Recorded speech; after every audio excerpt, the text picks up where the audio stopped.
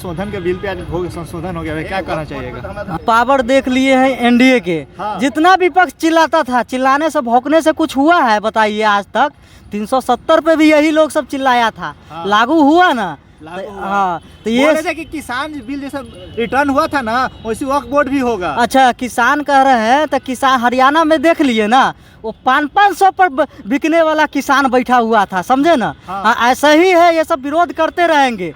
जो होगा सनातन विरोधी सबका गिन गिन कर लेंगे यहाँ, समझे ना? जितना ये सब सनातन को गाली दिया है ना, सबसे लेंगे बदला गिन गिन के।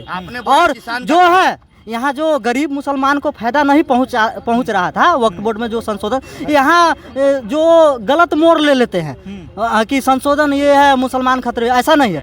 जहाँ नहीं पहुँच रहा था गरीब मुसलमान को, जो दलित मुसलमान है उस सब को नहीं पहुँच रहा था, खाली भाई हिंदुओं में जाती है, मुसलमान में नहीं जाती रहेगा क्या? सब में जाती है भाई। तब तो आप सिर्फ MY क्यों कहते हैं? एम से मुसलमान है, Y से यादव। हाँ। नहीं कहिए कि वहाँ उसमें भी जाती है, उसमें नीचे जाति का नहीं मिल रहा था वक्फ बोर्ड का फायदा, सब ऊपर जाति का बैठा हुआ था, सब बड़े बड़े आदमी बैठा था, घपला कर रहा था। अब इससे हो गया कि सबको बराबर का अधिकार मिलेगा, ये चीज़ अच्छा किया है। और ये देखिए, हम भोपाल का बात है, वहाँ का मुस्लिम महिला आज जश्न मना रही है, पूरा उतर गया सड़कों पे कि हाँ मोदी जी को बहुत अच्छा काम किया है मेरे लिए, ये होना चाहिए था, अभी तक रुका, किस लिए रुका गया था, आज हो गया ना।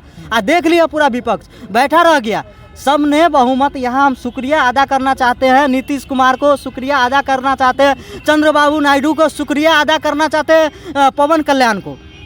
हाँ, 7 गो अन्य निर्दलीय भी सपोर्ट किया है और उस सबको शुक्रिया अदा करना चाहते हैं। सही समझ में आया तब तो सपोर्ट किए हैं। हाँ बिल्कुल भाई, गलत क्या है? हाँ, आप बैठे बैठे एक बिजनेस बना लिए थे वक्फ बोर्ड को। क्या वक्फ बोर्ड आप पाकिस्तान में क्यों नहीं है भाई? सिर्फ भारत में क्यों है? पाकिस्तान तो पहले भारत का ही अंग था। हाँ, वो तो एक वक्फ बोर्ड संशोधन के लिए प्रदर्शन किया जा रहा था। हाँ। वहाँ एक बैनर लगा हुआ था कि वक्फ बोर्ड जो है अल्लाह की संपत्ति है। तो हम उस मुसलमान से पूछना चाहते हैं कि क्या तुम्हारे अल्लाह केवल भारत में ही है कि विदेश में है अल्लाह?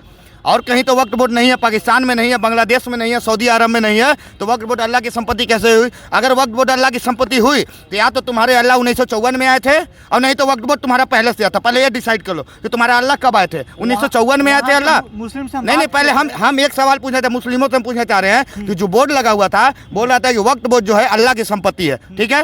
वक्फ बोर्ड कब आया भैया? 1954 में लागू हुआ। तो क्या उनके अल्लाह 1954 में आए थे? उसके पहले उनके अल्लाह नहीं थे? पूछिए, पहले जवाब उनसे लिए। क्या जो पहले सवाल जवाब मुस्लिमों से लिया है जाए। आप लोग के पास, जवाब कोई कमेंट में दीजिएगा आप लोग। अरे उन लोग केवल हम बता रहे हैं क्या थे, उन लोग को बहकावा कर दिया गया। उन लोग की आदत है कि फूकवा के बस आ गया कि हाँ जाओ बेटा आंदोलन करो। लेकिन अगर किसी से पूछा जाए वक्फ बोर्ड क्या है, लेकिन किसी मुसलमान को पता नहीं है कि वक्फ बोर्ड क्या है। आप जो सवाल किसका हम बता रहे हैं, वक्फ बोर्ड का आप जो रिपोर्टिंग करने गए वहाँ एक ही सवाल कहा जा रहा था कि हम लोग नहीं देंगे, आम पब्लिक नहीं इंटरव्यू देगा, जो भी देगा तो प्रवक्ता देगा। प्रवक्ता में सब आरजेडी कांग्रेस वाला ही था। अरे तो भैया तुम क्यों आंदोलन में आए थे? तुम्हारे प्रवक्ता ही आंदोलन में आते, तुम क्यों आए फिर भैया?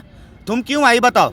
वक्फ बोर्ड जो अगर संशोधन हुआ है उससे गरीबों का हुआ है, हम आपको बता दे रहे हैं। हम तो मोदी जी से कहना चाहेंगे वक्फ बोर्ड का जितना भी जमीन है सारा गरीब में दान कर दीजिए, गरीब और दलितों में दान कर लिए। कि हमारा जो कांग्रेस बोलता था ना कि मोदी जी गरीबों के लिए कुछ नहीं करते, गरीबों, अरे भैया तो गरीबों के लिए क्या रे क्या? तुम तो ऐसा कानून पास कर दिए कि गरीबों का जमीन लूट के वक्फ बोर्ड रख दे रहा है। काहेला कानून पास किए तो है?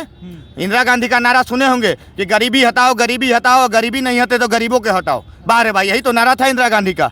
और वही राहुल गांधी, बताइए, दादी टटरा रही थी गरीबों को हटाओ, गरीबों को हटाओ, और पोता भी आज राहुल गांधी वही टटरा रहा है मेढक की तरह कि गरीब हटाओ, गरीब हटाओ। क्या 70 साल से तुम्हारा गरीब नहीं हट रहा था है? और 10 साल में बहुत गरीब हो गया। लोग बता रहे थे कि वक्फ बोर्ड का जमीन लोग हड़पने के लिए फेर में है मोदी जी है। हम वक्फ बोर्ड किसी के बाप की बपौती नहीं है। वक्फ बोर्ड की किसी का जमीन बोल देगा, धावा बोल देगा, उसकी हो जाएगी। हम वक्फ बोर्ड से चैलेंज करना चाहते हैं कि तुम्हारी अगर औकात है तो तुम योगी जी के खाली घर पे तुम धावा बोल के देखो कि वक्फ बोर्ड का जमीन है। अगला दिन से जानते हैं वक्फ बोर्ड अपना कागज ढूंढने लगेगा। हम रियली बता रहे हैं, तुम एक बार बोल के तो देखो। अब हम बता दे रहे हैं कि मोदी जी और स्पेशली हम एनडीए गठबंधन में जितना भी नेतागण हैं सभी को हम धन्यवाद करना चाह रहे हैं जो आज गरीबों का भला में सोचे। आज मुस्लिम देखिए 50% मुस्लिम जो है ना खुद से इस आंदोलन है, पता है आपको? 50% मुस्लिमों को पढ़ने का अधिकार नहीं है, शिक्षा लेने का अधिकार नहीं है, लेकिन महागठबंधन क्या किया, उनके हाथ में पत्थर थमा दिया, अब एक हाथ में तलवार थमा दिया कि सर तन से जुदा का नारा लगाओ, पत्थर फेंको रामनवमी के जुलूस पे। हिंदुओं का कोई पर्व हो तो रामनवमी पे कोई भी पर्व हो पत्थर फेंको, बस यही कांग्रेस वाला किया। क्या शिक्षा लेने का उसका अधिकार नहीं है? हम तो मुस्लिमों से कहे चाहेंगे तुम ऐसा नेता चुनो ना कि जो तुमको शिक्षा में बढ़ावा करे, तुमको आगे बढ़ चढ़ के हिस्सा लेने का काम करे। ऐसा नेता काहे चुनते हो? काहे 70 साल से मुस्लिम लोग क्या किया? कौन सा मुस्लिम बन गया? कौन सा मुस्लिम भैया बहुत बड़ा पद पे बन गया? ये हमको बात जवाब दीजिए। बड़े का बेटा ही बड़ा बना है कि छोटा मुस्लिम कहाँ कुछ सारा तो पत्थरबाज बन गया, सारा पत्थरबाज बन गया। पता नहीं लोग पत्थर मारने में क्या होता है। कांग्रेस वाले काला सिखा दिया पत्थर मारना कि बस जहाँ उठाओ। कांग्रेस सिखाए पत्थर मारने के तो लिए, आओ क्या? कहाँ आरोप लगा रहे हैं? अरे भैया तो आपको पता नहीं है कि कांग्रेस में पत्थर मारला? उन लोग 2014 के पहले कितना पत्थरबाजी होता था आपको पता नहीं है? होता अरे था। शर्म आना चाहिए। हमारी देश की सेना जो हमारी सीमा पे रक्षा करती है उसको पत्थर मारता था, इससे शर्म की बात क्या है? तू लोग देशद्रोह है कि देशद्रोही वाला काम करे कि देश हित में काम कर रही है? पहले हमें जवाब दीजिए। वो तो आतंकवादी था। अभी कहाँ चल गया आतंकवादी?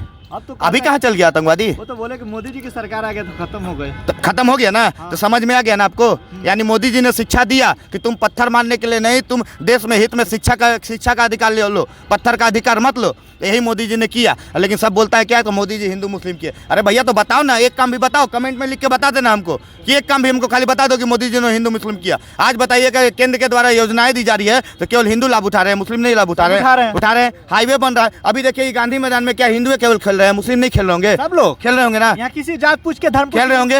हाईवे पे चल रही है तो केवल हिंदू चल रहे हैं कि मुस्लिम चल रहे हैं कि नहीं? राशन बट रहा है तो हिंदू और मुस्लिम दोनों देख के बट रहा है? नहीं ना बट रहा है तो फिर कैसे करे भाई? राम मंदिर के लिए जगह मिला, सुनिए अब बता रहे राम मंदिर पे सवाल आ गया। राम मंदिर बनता है 2.7 एकड़ जमीन में, अब बाबरी मस्जिद के लिए जगह कितना मिलता है?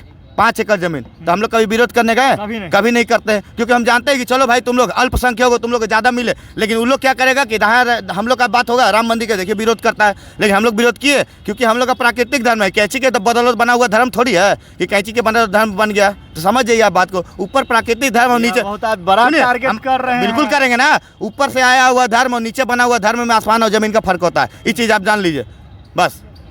चलिए वक्फ बोर्ड के बिल के संशोधन पे बात करते, जनता की क्या राय है बताइए, आपका कमेंट में बताइए। जय हिंद जय भारत।